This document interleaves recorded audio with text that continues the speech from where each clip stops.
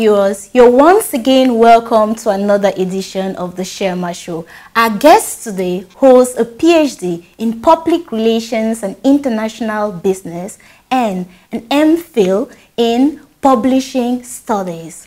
Welcome to the Shirlma Show, Doc. Thank you very much for having me here. We are so honored to have you. I'm also honored to be on the show. This is my first time. Thank you. So please, can you introduce yourself to us? Well, I'm Julius Che Tita. Yeah. At the moment, I'm officially employed by the government as a lecturer in the University of Associate Professor in Public Relations and International Business. I've been teaching in Boya for over 2 decades. Wow. And from time to time, I do indulge in business. I'm an entrepreneur, but I do things on the side, so that's who I am. Thank you. So how important is it for us to be able to tell our own stories via books? Well, telling our stories is important because there's a lot of wealth of knowledge, of experience. So, well, you can, telling the story transmits that experience and teaches people what they can do in times when they encounter the difficulties or the challenges you face. It also may be entertaining, so it's a form of leisure. As regards telling the stories in books, books are the most cost-effective way. In books, you have the most cost-effective way of transmitting information, which can be stored and reread, as opposed to new methods of communication which are transient. Which is, you can hold time on social media. Yeah. You can hold the book, you can reread, you can smell the book, you can touch the book. It's more tactile. It has a better feel. And books traditional, apart from that books transmit knowledge, they're also beautiful to look at. Beautiful books are good to be kept as furniture in the house. Wow. Yeah. So what are some of the do's and don'ts when it comes to writing a book that stands out? Well, this is what I tell my authors. If you want to write, don't think about the money. Oh. Have an idea to communicate and have the joy and fulfillment that people have read what you wrote. But at times you encounter authors who look at book publishing as a money thing. Yeah. If you look back in the world, most authors who are prolific only became prolific after their death. Most of the books who sell in high quantities are only sold after the authors have died. Yeah. So I tell them, but it's very difficult to convince them because they look at it, things have become so difficult. You want to make money with everything you try your hand in. But in book, you should be content that you have transmitted some ideas which has helped your environment. And if you go to book production, book publishing, with that attitude in mind, you usually succeed. And even if a book is going to succeed, no matter how well-intentioned it is, you will not know at the beginning. The world changes every 3 months. So a book you plan, which could sell today, may not sell in 3 months because something might have happened in the world where your idea becomes obsolete or not liked when 3 months before it was the idea of the day. So that's what I tell you. It's a very volatile, changing world, and you have to be that fast-paced to cope with it. So now, when I was about writing a book, I wrote this book called Shirley in Vietnam after I visited Vietnam, and I just wanted to kind of like share my experiences there. But now, one thing that I noticed is that I was a little bit confused on when, should I say confused? So I didn't know when to hand the book to the author, to the publisher. So I kept changing things and changing things. So when is it ideal for an author to actually hand the book to the publisher? Well, this is a very good question because people look at writing as if it's a personal thing. Yeah. But the writing is a science. There's a beginning, there's a middle, there's an end. Yeah. It's not usually advisable for authors to write a book without consulting somebody in the book business because they know what will sell. Yeah. Before writing a book, you must think about who's going to buy this book. What language are you going to use? How long will it be? How much will it cost? Yeah. Those are the things you take into consideration. You cannot just start writing. A person who's been in the book publishing business, who's gone to school in publishing, usually guides you. You start with a draft. So you have what's going to get in chapter 1, chapter 2, but For an author who picks his pen and starts writing, he's very sure of chapter 1. But you find out that when you get to chapter 2, you don't know what to write. But if you've thought about it, because not only books, in the world today, things are very specialized. It's become systematic. There's nothing you do without planning. You have to see the beginning at the end before you begin. Yeah. So that's what happened with you, because you started writing with no advice. If you had planned that this book will have 10 chapters, you would have thought about what will enter into 10 chapters. So you don't get to chapter 3 and you get stuck. Yeah. You understand? I get that. A person who's in the book business tells you this is how this other kind of book sold. This is how this sold. Maybe if you twist it a bit, yes, or you could twist it to take the angle of 2 other books that sold. Then this puts you, you're now surer. And in an unsure world, you have to have some level of certainty before you begin. Yeah. So, but talking about having somebody to guide you, right? How easy is it to have that person? Because actually getting also a publisher to agree to even publish the book it didn't just come easy. No. Yeah, publishing happens in a context. What publishing means abroad is different from what publishing means here. Yeah. So you must look at the environmental context in which you find yourself. Publishing, or the duties of a publisher, is to guide an author, edit the book, get it marketed, or after being produced, sell it and pay you royalties.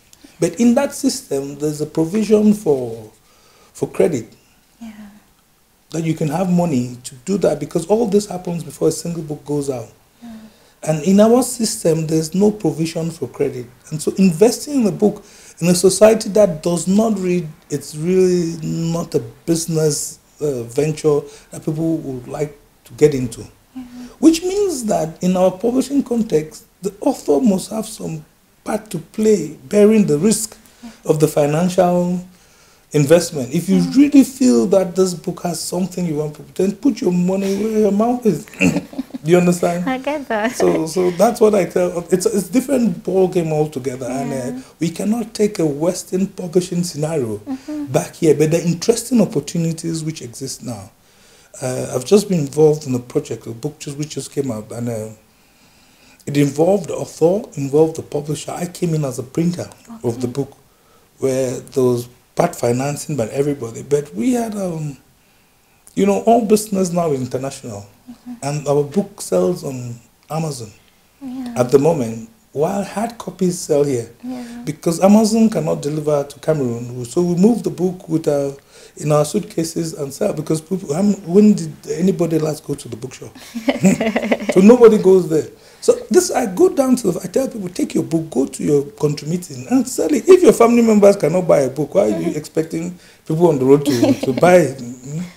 I get that. Okay. So talking about culture, right? So while in Ghana, Kumasi to be precise, I find this culture where people actually are so free to speak in their local dialect. Actually, you have scenarios where you even go to the store, and when you want to buy something, they start speaking Twi to you. And when you ask them, oh, I don't understand, they tell you, go and learn. But back in Cameroon, that's not necessarily the case. So what are some of the advantages of having such a culture? Well, it's a good thing I've actually been to Kumasi twice not to look at the culture, but for some meeting. And I was very fascinated by the women who weave the kente on the streets. As I told you, the world changes, and our culture has been commodified in a manner that now sells internationally. And for people who were prepared long before now, they can easily just transport and distribute their culture. I really don't like talking about the colonial period, but they were colonized by people who left their culture intact. Our experience with colonialism was to change our culture to some foreign culture, which put us in a bad situation in terms of developing our local languages, developing what we regard as culture today. But I think today it's getting better, because the changes, the technological changes which have happened in the world today has made it advantageous for smaller cultures to transport their cultures to bigger cultures. And that's why you see in the recent days, you've seen Cameroonian movies appearing on Netflix. You see, the traffic now is for us, because there are no Cameroonian movies the no Cameroon culture. You now have Cameroonian takeaways in the streets of Paris, which sell Cameroonian food, takeaway food. So it's for us to look at the opportunities which have been brought to us by international communication, ease in travel, ease in transportation, for able to take advantage of that and sell our culture, which will be new. You understand? To those areas. So we have to take that. The many entrepreneurs at the moment who've made lots of money shipping cocoyams, miondo. We have them all dotted around. They're really big in that. And our food in terms, and we even have, I know about structures in Maryland where bars where they play only Cameroonian music and foreigners come there. So we have to take advantage of the advantages. We have to take advantage of what technology has offered to us. Wow. So how differently should parents now start raising their children if they have this understanding? You know, I'm laughing because I'm in a situation where parents come to me that, doctor, my child must be an accountant. And I tell them that the way the world changes, maybe in a year or two, accountants will not be that important. Because if they think very well, 3 years ago, accountants were not as important as they were today. I tell them that we have to guide our children to choose what they want. This is what it brings. If the child grows up and that industry is no longer making money, the child has at least did what the child wanted to do. So the child can live with that. If the child did not do what they wanted to do and that industry is not making money, they have a double disadvantage that they are not doing what they want to do and it's not making money at all. So I tell them the best case scenario, let the child choose what the child wants to do. If it makes money, we could have a situation where it makes money and that's what he wanted to do. If it doesn't make money, at least that's what the child wanted to do. We will live in a situation where I think I'm not really being liberal. There's so many opportunities for children to do what they want to do. We try to bring our children in our own image. And the child, you don't have to live twice. The parent has lived, the child too should live. The parent should not, must not be like the father. So I think if I'm going to advise parents, the simple things, tell them to be good people, to tell the truth, to have integrity, but don't go too much into what the child wants to be. We've seen instances of footballers, musicians making their families proud. So let's not insist. We really don't know. The parents think they know. They don't. Because 6 months down the line, they can be challenged. Oh, thank you so much. More with Dr. Julius Che Tita after the break.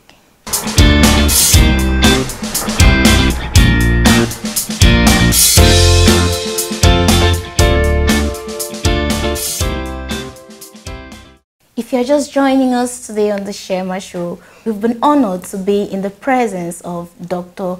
Julius Che Tita. So, Doc, most of the things that we study in school at times is kind of like we just sing theories.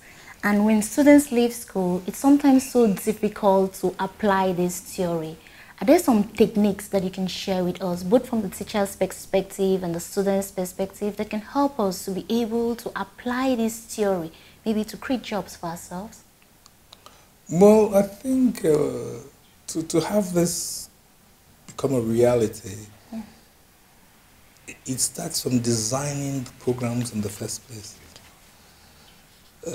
20 years ago, most of the education was geared towards general education, where most students became teachers afterwards. And I'm sure, in as much as we don't have enough teachers, the disciplines have been skewed in the sense that everybody graduates in the same discipline. So you have an oversupply of lawyers, English majors, history graduates. Increasingly, having been part of the university system, there's a lot of innovation which is common at the moment now, where programs are being designed so that students become professional at the end of their studies. I'm afraid most of the schemes are at their beginning level. And you can notice the amount of private universities that have come up, and they're all offering very creative degrees. Yeah. As a university teacher, I believe there has to be more investment in the infrastructure needed to train the students. It's not only in the design of the programs. At the moment, most tertiary education is being guaranteed by the state. I don't need to go further in terms of the state and infrastructure, but I think there's a lack of infrastructure generally, which puts the graduates in a disadvantageous position, because by the time they leave, there's still more theory than practical. I really hope the situation could be better, because the business climate in Cameroon, it's made more difficult by the lack of capital. But to overcome this, in my own experience, I believe the Njangi houses are really fulfilling the need for small business people, in that they provide immediate loans, which can be invested much more than the high street banks. And I think they're doing a great job. I'm speaking from my own experience, where I have to go to my wife's Jangi to take money, and they in an hour or two, they provide enough money to solve my problem. And when you take money like that, you have social relationships with that Jangi where you meet them every day. So you're forced to pay, else you cannot drink in the nearest bar, because they'll come for you. The banks don't have that kind of proximity to their lenders, and they have bigger challenges in providing capital. I think the current generation of youths are very daring. They have diversity. They are quick to capture new styles, new schemes. But the problem is that this energy is being put into the wrong direction. We have a system today where our role models are people who make money overnight. And the youth seem to value and treasure this kind of quick money schemes. There's a name they call them. I will not do that. But that's the problem I find with the youth. This is what I tell my students, that no money comes fast. Even in keeping money, if you don't know how to keep 5,000, you cannot keep 10,000. And if you live from 5,000 to 25,000, that's when you start doing those things that these people who have money do. And I always remind them that these people never exist for more than 3 years. So playing football pools or betting will not take you far. Because no matter how much money, I always remind them that they always heard about people win 80 million. Look for them 2 years down the road, they're even poorer than where they were. Talking about the youth of today being very daring, right? You find a lot of startups emerging, right? So I was discussing with one guest before, and we were talking about building partnerships. So I don't know, so given your public relations background, what is the advice that you can give them on how to build sustainable relationships that can help them in these endeavors? I'll answer this in two parts. The first part is about building. This is my idea about relationships. No matter what industry, what area you find yourself. At the moment today, any relationship must be mutually beneficial. If there's a relationship where one person is not gaining from it, that relationship will not last. So you have to think about who you're in a relationship with. I was just thinking, if you sell tomatoes, you have customers who buy one tomato, you have customers who buy a basket. You have to think about treating them differently. Maybe the one who buys a basket, you can accept to do delivery at their home. So a small fee. Yeah. You understand? You have to. A relationship must be mutually beneficial. You have to think. For you to look for creative ways for you to be beneficial, you have to know who your customers are. Yeah. Which goes back to the point I've always made that everything you do today is science. You have to plan it. You have to think about it. You have to do research. Let me give you the other part. It really concerns me. When I came back after my master's, MPhil, I worked with my father. And the relationship did not go well because I came back from the West with ideas on how a business should be managed. And he had been here for over 30 years and managed that business successfully. So we had different ideas on how the business, but the long and short is that before a year, I no longer worked for him. That's how I got myself into the University of Boya. And I started doing the departmental newsletter. And I started doing the University Games newsletter. Then I started doing funeral programs. And I started doing wedding programs. And I got into a side printing job, which permits me to call myself a businessman today. But this was on a small scale. I found out that I had knowledge in design, which I learned in publishing school. So I called my business a design house. And that's when we started producing books. And we went from newsletters to books to magazines. So when I went back for my PhD, I thought this should be bigger. I started Bukum's Communications, which included communication advice, but it was still a one-man business. And it was still small. No matter how much money I made, I was still small, and I was beginning to live above my means. So this is what I thought about it. I tried to start a printing press, but I could not save the money. A printing press needs heavy investment. And that's when I called a few of my friends and wrote a business plan. And today we have I can call it, it's not small because it's a sizable printing business going on. But I had the confidence of my friends who put money together with my own expertise. And the business now is on its feet because we built a building, we have machines inside, and we have a strong foundation because we own the building, we own the machines. And no matter how small the jobs are, we can pay salaries, pay utilities, and we can only get bigger because many people came together. I understand that in most partnerships, there are always quarrels. But the people I had the business with are my childhood friends who believed in me and I believed with them. And even if we did not have a business, we met every day and we saw every day. We talked other things apart from the business. So if you ask me about partnership, this is my own experience. I always tell people, if your close friends, your family cannot believe in you, why are you expecting somebody far away to believe in you? So for people to start partnerships, this is what happens. When you see somebody borrowing out of their milieu, that means he has been a bad debtor in his immediate area. So he's going further to you understand? When you've been in default with your loans with your immediate people, that's when you start looking for far people out of your quartier. So you see somebody come from far, know that the people around him, he has finished them. I've never thought of it that way. Thank you. That's a good one. Okay.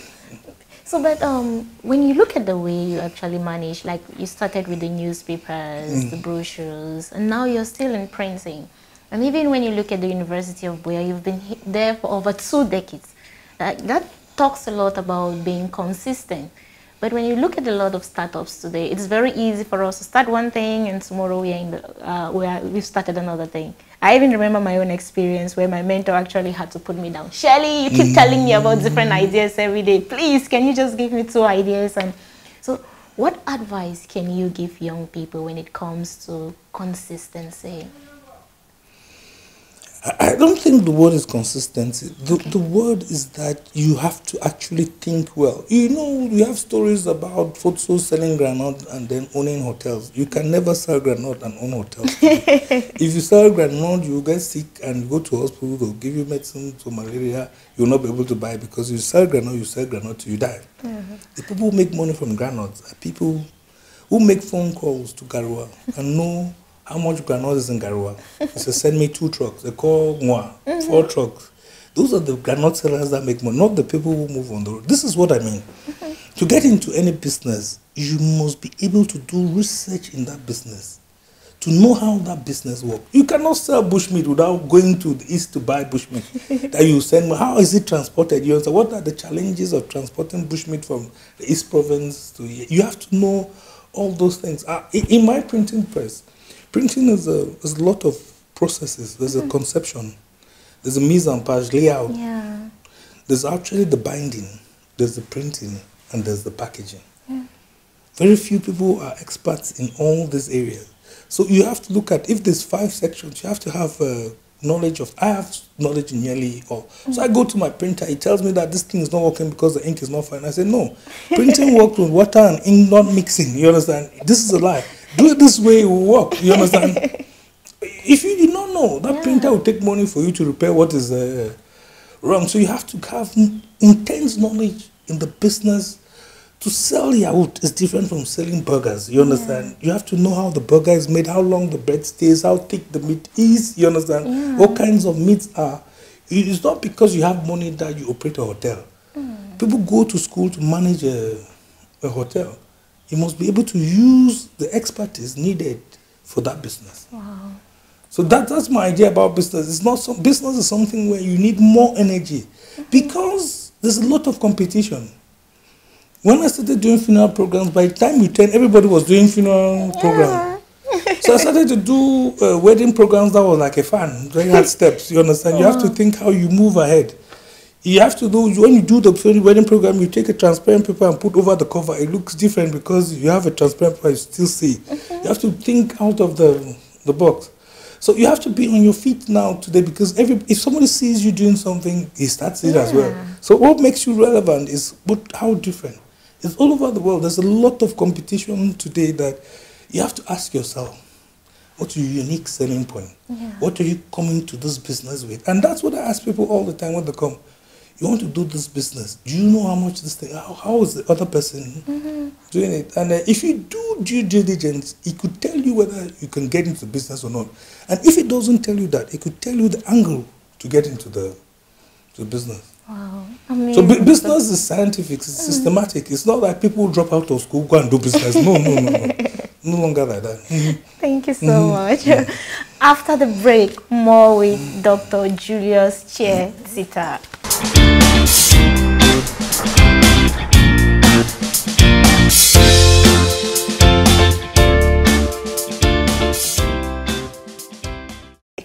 If you're just joining us today on the Shirlma Show, we've been in the presence of Dr. Julius Che Tita, who has a PhD in Public Relations and International Business and an MPhil in Publishing Studies. Doc, what are you most frustrated about when it comes to the youth of nowadays, of today? Well, I don't know if I can give a name to it, but I'm going to describe a scenario, and I think you and your viewers. There's this new fashions of birthday parties taking 3-4 days for people who don't earn money. I mean, it's very, very frustrating that people who don't earn a single franc choose to make birthday parties for 1 million francs and whatever. And when I was younger, my mom used to tell me that don't do things which are above your age. When you get to that age, you may not even like those things. I think they have misplaced priorities, most probably by the speed of the way information is shared. So everybody is keeping up appearances. You know about bone straight, right? Yeah. That's what I'm talking about. Oh, doc, so you know that too. You understand? Everybody's trying to keep up appearances, and it's costing them. I can, as a teacher, you can understand my frustration. The students don't have textbooks. And I'm not saying they have it at home. They bring the bone straight to class, and I can see it there. You understand? This is who don't have textbooks. I mean, so I don't know where their priorities are. I'm talking from my experience as a teacher. And the kinds of items which they keep. And you know the obvious items, which are the latest fads in communication technology. it's I tell them people who succeed are people who are focused, and if you're not focused, when you never make it. There's nothing like luck in this world. Everything in this world is down to hard work. There's no mistake that my name is road or no. Anybody who has made it has worked hard, because if you have it and you're not hard working, they will come and seize it from you. And that's what happens to people who win betting. You understand? Because they're not prepared to keep money is more difficult than to work for it. So true. Yeah. So what are you impressed? Right. Well, with the youths today. Yeah, what are you most impressed? I think they're inquisitive. They know a lot of things. They're inquisitive. They have a capacity to learn. I just wish they could learn the right things. Yeah. So if you had to go back in time and change one thing, what would that be? In my life or in the world? Your own life. Well, I've thought about that many times. Okay. I think I would have started business earlier on. Oh. But if I had not started business earlier on, if I started business earlier on, I would not be teaching in Boy University. Oh. And when I think about Boy University, that's where I met my wife, and she's the best thing to do in this life. So, amazing. so whenever I get angry with Boy University, I'm happy that I went there and met the wife I have. So I'm no longer angry with them.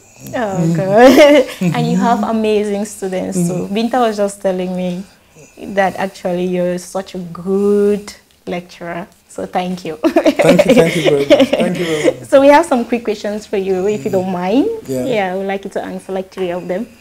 Okay. Okay, so you just choose any and feel free to change if you're not comfortable with any. So this is the question. Yes. How long can you stay without your mobile device?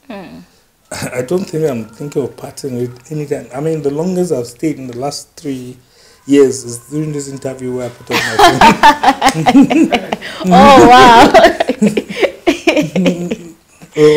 Where I put up my phone, because even at night I wake up to check. First, my business depends on it, because since I'm doubly employed, my phone is like my work tool. So to put it off, it has to be absolutely necessary to put off my phone.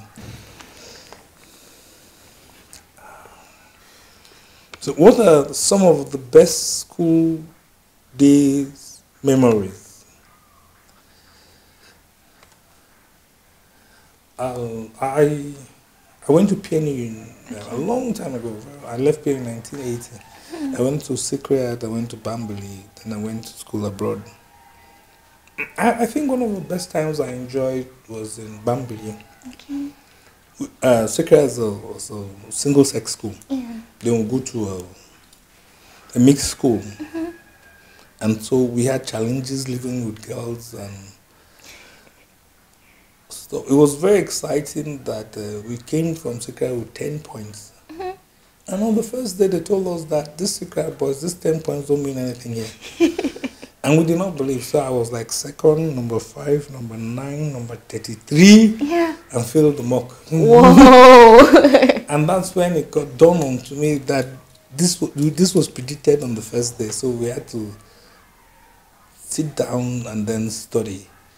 It was a very good time, and I can remember all the things which made me not perform well. But I was happy that I made it through in the first try. So Bambali was a very exciting period for me, because I met things I'd never known. And growing up as a child, I started working with my father's press at the age of 8. I never had access to social life. I never even walked on the streets of Limbe, because I used to work in the factory for 12, 13 hours a day, and I only had time to eat. So when I went to Bambali, that was the experience of like drinking beer for the first time. You understand? Staying alone, cooking your own food and stuff. Like going out with nobody checking you when you're coming back. And so it was a good experience for me to go to Bambali. I think the challenges I had then exposed me to my world, because I left Bambali, I went to England. I could now succeed to live alone because I'd had a trial period in Bambali. Wow. Okay. At what age can you allow your kids to own an Android phone, and why? This question, I don't think that I'm the right person to argue, because there's another person, my partner, my wife, who has more control with the kids. For me, I would think that they should have it at a later age. Okay. Later age? What age is that? I think after primary school. Okay. Would be okay, in the sense that most parents whom I've discussed with are afraid of content which is not good for kids. But this is what I tell people: no information in this world hides today. None. A kid going to another house with a phone for 1 hour will see everything he wants to see before he comes back. Yeah. So better you guide them on what is good and what is wrong, and give them a phone. And apart from a phone, the phone is not really what makes a child good or bad. It's the guidance that you give a child. And if you give a child good guidance, no matter what you give to the child will be good. Wow. Yeah. So that's my idea about it. Thank you so much. Honestly, I had just so much to learn. Thank you so much for being with us today. My pleasure. So how can people get to you? Maybe if they want to kind of book you as a publisher, or maybe they want to have some books to print? In as much as I'm really willing to talk to people, you could know how long it took for me to get here. I'm an extremely busy person. I know. And, if I'm free, I will do it. Yeah. But if the way I've lived, the places I find myself, I find that many people want to talk to me, it's you have to be very creative to turn down opportunities. You have to deny it in a way as if you're not denying it. You understand? It's I always like to. In the last year, I've been appearing on shows like this. I never used to do it, because teaching in communication, I tell people that don't get into the limelight, because the day they want to do you, they'll bring back all those videos and all those things and things you have said. I always tell people, because I produce newspapers, I can get myself there easily. I can try what I said. Even the funeral programs I do, I never put my own eulogy, because it was a policy not to be. I don't want anybody to remember what I said. But as you get older, you're less fearful, because I feel that the life ahead of me is shorter than the life behind. So you have to make sure that every day you enjoy it, because we're getting there. We're getting there. You understand? There's no way I can have more time in front of me than behind me. So you have to think and enjoy. Why are you scared? Live your life Thank you so much for everything. We're really grateful you came here today. Thank you for the opportunity to share my experience with your viewers and your institution and your show. It's been a pleasure talking to you, and I hope I was useful. Very useful, not only useful. Thank you. Fellow viewers, we were honored to be in the presence of Dr. Julius Che Tita. He has a PhD in Public Relations and International Business and MPhil in Publishing Studies. Thank you for always being there for us. We are here because you're there. Please do not forget to subscribe to our channel, comment, share, and like our videos. Thank you.